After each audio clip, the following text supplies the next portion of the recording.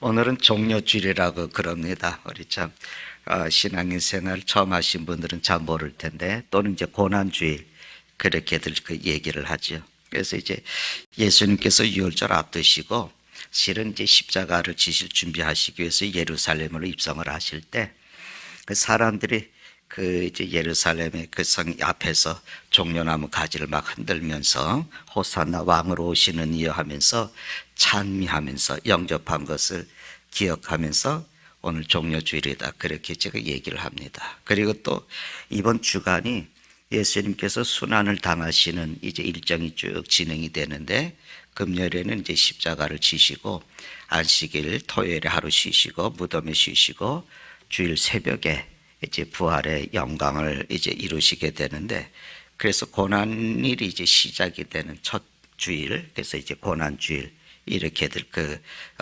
얘기를 그렇게 이제 합니다. 그래서 오늘 이 시간에 우리가 주님의 마지막 유월절 만찬을 통해서 그 제자들에게 보여주신, 그래서 당신께서 오신 목적과 십자가 지심의 의미를 우리가 다시 한번 되새기기 위해서 성찬식을 우리가 갖게 됩니다.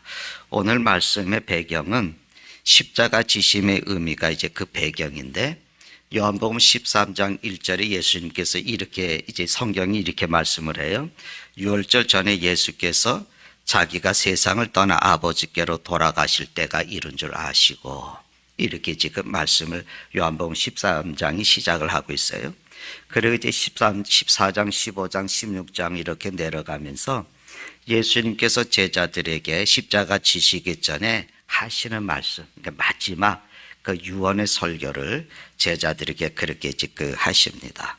그리고는 이제 십자가를 지시는 일정이 이렇게 시작이 되는데, 오늘 앞에 내용의 말씀을 보면은요, 제자들은 예수님께서 그 유대의 왕이 될 거라고는 그런 기대를 가지고 또 그렇게 생각을 하고 있었던 것 같아요. 그래서 서로들 누가 예수님 우편에 있지, 누가 예수님 좌편에 있지, 그렇게 생각을 하면서 자기들의 그 서열의 문제 가지고 은근히 그저 자리 다툼을 하고 있었습니다. 그러니까 세속적인 욕망으로 아주 가득 차 있어서 그 눈이 좀 멀어 있었던 거죠. 영적인 그 눈이 어두워 있었습니다. 근데 이런 상황에서 예수님께서 제자들에게 십자가에서 죽으실 일을 얘기를 하니까 어떻겠습니까? 당황하는 거예요. 굉장히 당황스럽고 근심에 쌓이게 됩니다. 그래서 예수님께서 그들에게 위로를 해주시면서 하신 말씀이 14장에 이렇게 시작을 하고 있어요. 제자들은 뭐 아무것도 모르고 들떠 있었거든요. 이제 예수님이 왕이 될 것 같은 기대를 가지고 있고, 그러면서 또 14장에 와서도 아무것도 모르는 채 근심하고 있어요. 그래서 예수님께서 그들의 근심함을 마음을 아시고 말씀하시는 거예요. 14장 1절에 보니까 너희는 마음에 근심하지 말라. 하나님을 믿으니 또 나를 믿으라. 근데 여기 제자들이 근심하는 이유가 어디 있겠습니까? 근데 사실 첫째로 보면 몰라서 하는 근심이에요. 아니, 예수님께서 왜 십자가를 져야 되지? 예수님이 어디로 가시는지 이걸 몰랐다는 거죠. 3년을 따라다녔는데 내가 지금 너희를 떠난다, 아버지께 간다, 이렇게 말씀하시는 그 의미를 전혀 알 수가 없었어요. 만약에 예수님께서 하시는 말씀의 뜻이 무엇인지 그들이 잘 이해하고 깨달을 수 있었다면 지금 뭐 그거 가지고 걱정할 시간이 아니죠. 근데 몰랐기 때문에 자기들이 이해할 수 없는 말씀을 하시고 있어서 근심할 수밖에 없었습니다. 또 근심의 이유를 가만히 보면은 세상적인 그 세속적인 욕망 때문에 하는 근심이었어요. 이들이 3년 동안을 이제 생각하는 것이 어떤 의미로서는 정치적인 욕망일 수 있지 않습니까? 예수님을 따라다니면서 말씀 서두에 말씀을 드린 것처럼 그래도 한 자리를 생각하면서 그랬는데 십자가 지신다, 어디로 가신다 말씀을 하니까 자기들이 기대하고 자기들이 바랬던 모든 것들이 무너지는 거예요. 여러분, 사람의 근심은 대부분 어디서 오냐면 욕심에서 옵니다. 그래서 욕심이 없는 사람은 그만큼 근심하는 일이 적어요. 우리가 육체적인 고통은 병으로 인해서 아픔으로 오지 않습니까? 근데 우리 심적인 것, 정신적인 고통들은 어디서 많이 오냐면 욕망, 욕심에서 오는 거예요. 그래서 세속적인 욕심, 자기 중심적인 욕망은 사람의 마음에 심한 그런 정신적인 고통을 가져다 주는 거예요. 그러니까 우리가 걱정거리가 많습니까? 걱정하면서 소원한 것들을 이루려고 우리가 여러분 하나님 앞에 나가서 구하면서 하나님 걱정 없어지게 해주세요라고 하기 전에 먼저 내 마음에 근심이 왜 있지? 내가 무엇 때문에 걱정하고 있지? 이것을 우리가 좀 깊이 생각해 볼 필요가 있어요. 근데 이 사람들이 또 제자들이 또 뭐냐면 세 번째는 뭐냐면 무엇 때문에 근심하는 십자가라고 하는 것 때문에 근심하는 거예요. 주님의 말씀 가운데 어딘가 모르게 어두운 그림자가 있고 무서운 고난이 앞에 있을 것을 그렇게 어렴풋이 내다보고 있는 겁니다. 근데 여러분 예수님께서 십자가를 이렇게 지시고 골고다 언덕으로 이렇게 올라가실 때 예수님을 따르던 여인들이 뒤에 울면서 따라가지 않았습니까? 그때 예수님께서 그분들에게 하신 말씀이 여러분 기억하시죠? 나를 위해서 울지 말아라. 나를 위해서 울지 말고 너희와 너희 자녀들을 위해서 울어라 이렇게 말씀하셨어요. 그러니까 예수님은 이 십자가는 울 일이 아니야. 이 십자가는 울면서 걱정할 일이 아니야 이런 말씀하는 거예요. 십자가의 의로운 죽음과 의로운 희생은 이 걱정할 것이 아니다. 그래서 예수님께서 십자가 지시는 것에 대해서 뭐라고 말씀하셨냐면 인자가 내가 영광을 얻을 때가 왔다. 그렇게까지 말씀하셨거든요. 그 십자가가 영광이었어요. 그러니까 이것이 십자가에 대한 해석이 되는 거예요. 근데 이제 또 이 제자들이 또 걱정한 이유들을 또 보면 뭐냐면 예수님이 어디로 간다 그랬으니까 네 번째가 이거거든요. 두려운 거예요. 우리가 남아있는 거예요. 다시 말씀드리면 고아와 같이 버려질까 봐 그 두려움이 있는 겁니다. 그래서 요한복음 14장 8절에 있는 말씀에 보면은 내가 너희를 고아와 같이 버려두지 않겠다 말씀하는 거예요. 그러니까 주님께서 제자들의 마음 심정을 다 아시고 말씀한 겁니다. 여러분 마치 어린아이가 말이죠. 거리에서 어머니가 손목을 탁 놓고 여기 기다리고 있어. 엄마 갔다 올게. 그럴 때 아이가 얼마나 불안하겠어요. 아마 그런 종류의 불안 같아요. 그런데 예수님께서는 너희들 절대로 외롭게 하지 않을 거야. 내가 너에게 보혜사를 보낼 거야. 내가 아버지께로 가는 것이 너희에게 오히려 유익에 좋은 일이 있을 거야. 성령이 보혜사로 너희를 위로해 줄 거야. 그렇게 하시면서 그들 걱정하고 근심하고 있는 그들에게 계속해서 위로의 말씀을 주시는 겁니다. 근데 이 걱정은 뭐냐면요. 불신앙적인 거예요. 이 걱정은 세속적인 것으로 정말 귀중한 십자가의 길을 이해하지 못한 데서 오는 겁니다. 그래서 예수님께서 제자들이 이렇게 근심을 하니까 근심을 하지 않는 해답을 주시는 거예요. 여러분, 우리가 근심하지 않는 해답이 어디 있을까? 내가 인생길을 살면서 걱정하고 근심하지 않으면서 살아갈 수 있는 길이 어디 있을까? 예수님께서 뭐라고 말씀하시냐면 너희는 마음에 근심하지 말라 뭐라 그랬어요? 하나님을 믿으니 또 나를 믿으라. 이 말씀이 이해가 되십니까? 내가 근심을 해결할 수 있는 유일한 길이 뭐냐? 주 예수님을 믿는 믿음이라는 거예요. 우리가 소원을 성취하면 걱정을 해결하는 길이라고 생각할 수가 있죠. 내가 소원이 성취되니까 내 걱정거리가 다 없어진 것 같잖아요. 이게 잘못된 생각이에요. 가령 내가 돈을 버는 것이 소원인 사람이 돈을 번 만큼 벌었다고 그러십시다. 그럼 그 걱정이 사라지겠습니까? 아닙니다. 이 돈 때문에 걱정이 더 많이 생겨요. 이 돈 때문에 불안이 더 겹쳐올 수가 많아요. 내가 좋은 회사에 취직하는 것이 소원이다. 뭐 출세하는 것이 소원이다. 그러면 내가 취직이 안 되는 게 불만이 될 수 있어요. 내가 출세하지 못하는 게 불만이 될 수 있거든요. 근데 출세가 취직을 하게 되면 그때부터는 불만이 뭐로 되냐면 불안이 되어지는 거예요. 원래 여러분 원톱이라고 그러잖아요. 높은 데 있으면 떨어질까 늘 불안하고 초조한 거예요. 그 위치거든요. 그러니까 결국 소원이라고 하는 것은 이루어지지 않을 때는 불만이 되어지고 이루고 나면 그때부터 불안해지는 거거든요. 그러니까 근심이 없어지는 것이 아니라 근심의 종류가 바뀌는 거예요. 성경이 우리에게 주시는 말씀을 뭐냐면 내 안에 근심을 제거할 수 있는 유일한 길은 뭐냐면 나를 믿어라. 그 말씀을 주님께서 하시는 거 믿음이라는 거예요. 그럼 이제 우리가 여기서 말하는 믿음을 또 생각해 볼 수 있지 않습니까? 믿음이 뭘까? 그저 그대로 이 말씀을 생각하면 돼. 첫째 뭐냐면 말씀이 뭐냐면 하나님을 믿으니 나를 믿으라는 거예요. 다시 말씀을 드리면 하나님을 믿는 그 마음을 가지고 예수님을 믿으라는 거예요. 나를 믿으라고 할 수 있는 분이 세상에 누가 있겠습니까? 그러니까 예수님을 하나님으로 믿는 사람이 누구냐? 그 사람이 그리스도인이에요. 또 하나는 뭐냐면 하나님을 나를 믿으라는 말씀 속에서 우리가 보는 것은 예수님을 통해서 하나님을 믿으라는 거예요. 예수님과 하나님 우리가 하나시라고 그러잖아요. 그러니까 예수님을 통해서 우리에게 나타내 보이시는 하나님을 믿으라는 겁니다. 그러니까 예수님을 통해서 우리에게 나타내 보이시는 하나님은 어떠신 분이에요? 아버지 하나님이시잖아요. 성경에서 예수님이 우리에게 하나님을 뭐라고 아버지라고 가르치잖아요. 독생자를 십자가에 못 박는 하나님이시잖아요. 누구 때문에? 우리를 사랑하시기 때문에. 그래서 우리를 용서하시는 하나님이시잖아요. 잃은 양 한 마리를 찾아서 헤매시고 메고 오시는 하나님이시잖아요. 오늘도 계속해서 우리를 사랑하시는 하나님으로, 사랑의 하나님, 십자가의 하나님으로 우리에게 나타나시거든요. 근데 우리가 하나님만 생각하고 하나님만 바라보면 그 하나님은 무서운 하나님이에요. 심판하시는 하나님이고 두려우신 하나님이에요. 그래서 구약 성경에 나오는 하나님 보면 심판이 그렇게 많잖아요. 근데 예수님을 통해서 보는 하나님은 사랑이십니다. 사랑이시에요. 십자가를 통해서 하나님을 바라보게 되면 하나님은 오늘도 나 같은 죄인을 사랑하시는 거예요. 그래서 십자가가 없으면 오늘 내가 여기 있을 수 없는 거예요. 그래서 예수님은 자기를 통해서 계시하신 하나님을 믿으라고 말씀하는 거예요. 그러면 거기에 우리의 위로가 있습니다. 또 하나는 여러분 뭐냐면 그 진실하신 약속을 믿으라는 거죠.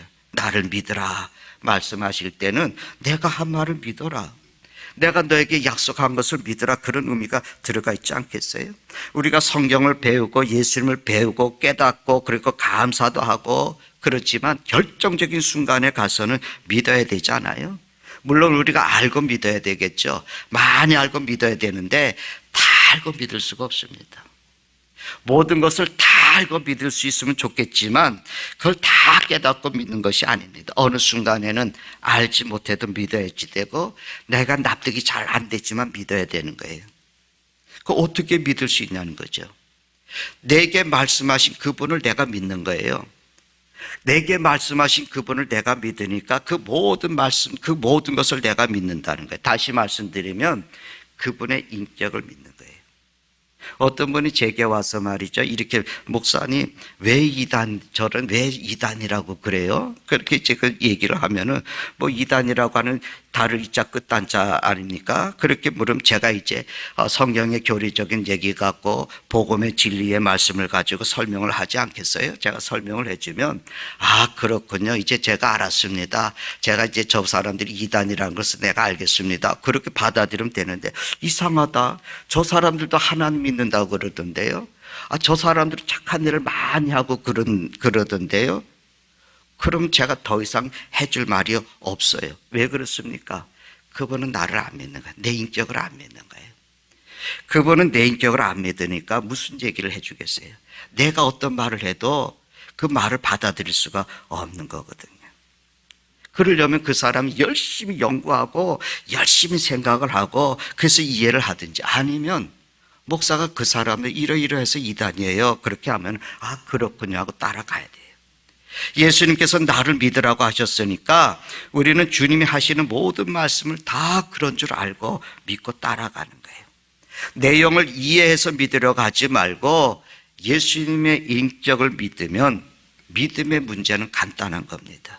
그분을 믿으면, 그분이 하나님이신 것을 믿으면 그가 하는 모든 말씀이 다 옳은 거예요.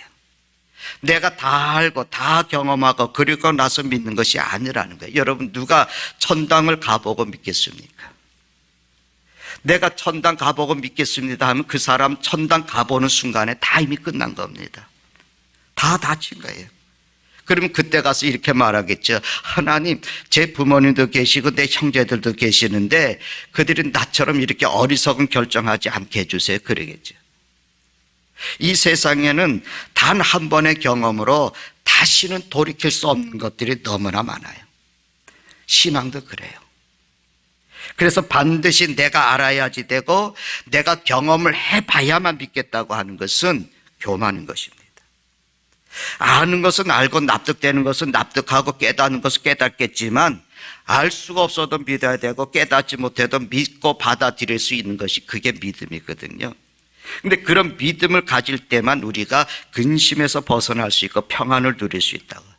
특별히 미래적인 것들, 그거는 내 경험으로 아는 것이 아닙니다. 그래서 믿음으로만 근심을 몰아내고 그리고 진정한 위로를 얻게 됩니다.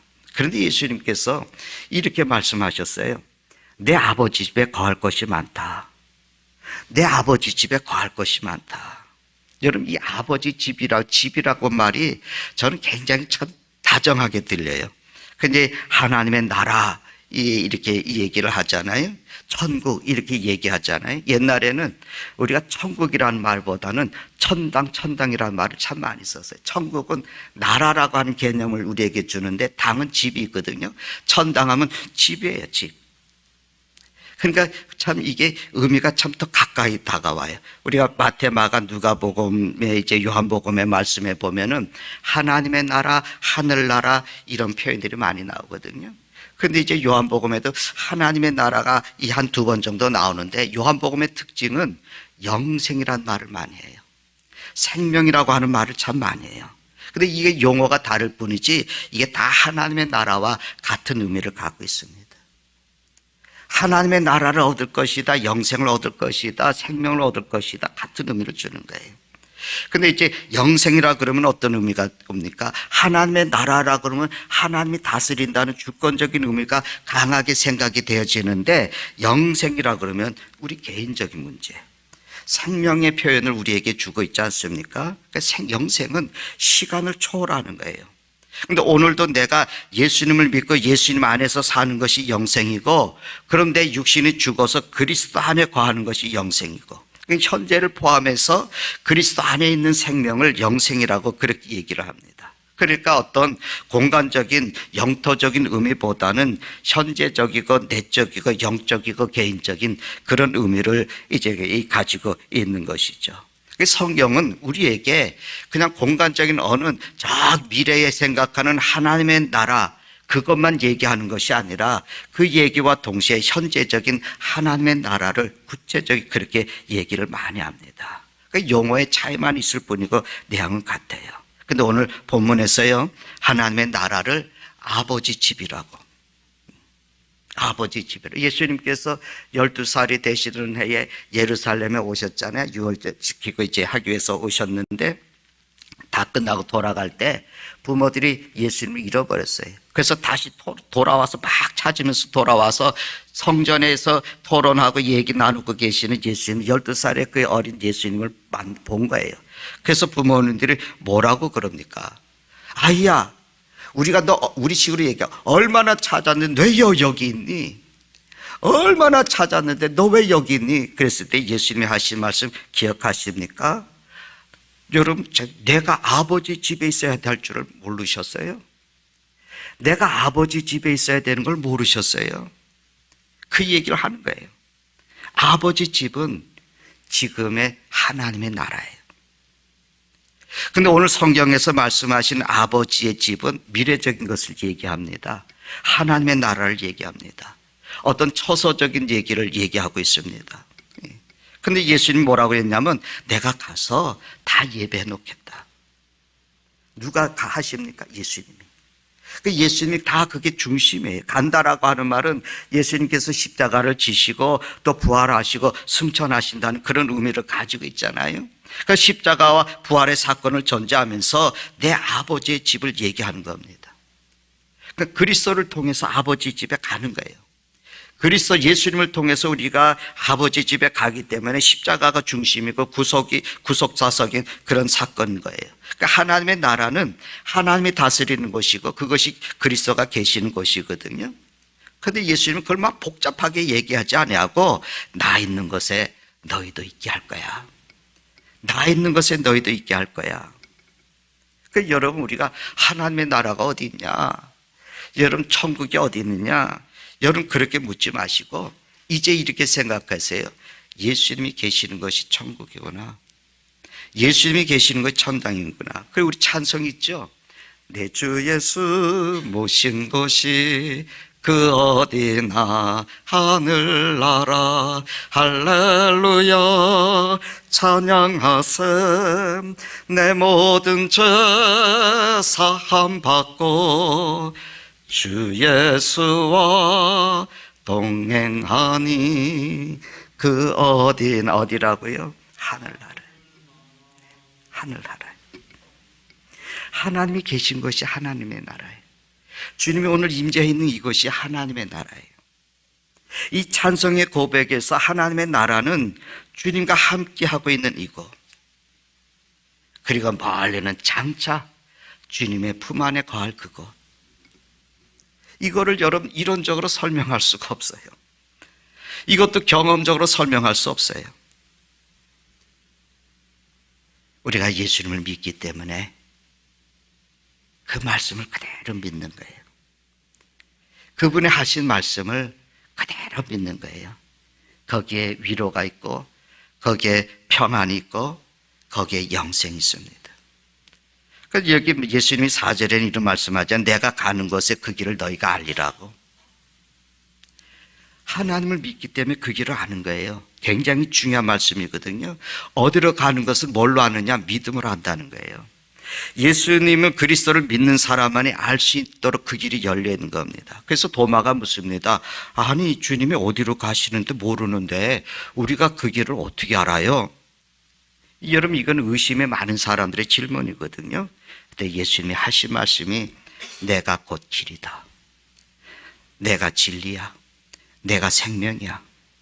나로 말미암지 않고는 아버지께로 올 사람이 없어. 이 말씀을 주는 거예요. 다시 말씀드릴까요? 예수님 밖에 그 길이 없다는 거예요. 예수님만이 그 진리라는 거예요. 예수님만이 그 영생 생명이라는 거예요. 그러니까 여러분, 그 길이에요, 그 길. 영어의 표현은 그 길이에요. 그 진리예요. 그 생명이에요. 다른 거 없어요. 이 생명은 영생을 말하는 거예요. 다시 말씀, 그리스도가 생명이시고 그리스도 안에 있을 때 내가 영생을 누리는 것이고 그리스도께서 계시는 곳에 가는 것이 영생이라는 거예요. 그래서 현재도 미래도 종말론적인 의미로도 주님이 영생이십니다. 그래서 그 예수님만이 진리시기 때문에 십자가의 예수님을 통하지 않고는 이 길에 들어설 수가 없어요. 그래서 주님이 말씀하십니다. 내가 곧 길이다. 내가 진리다.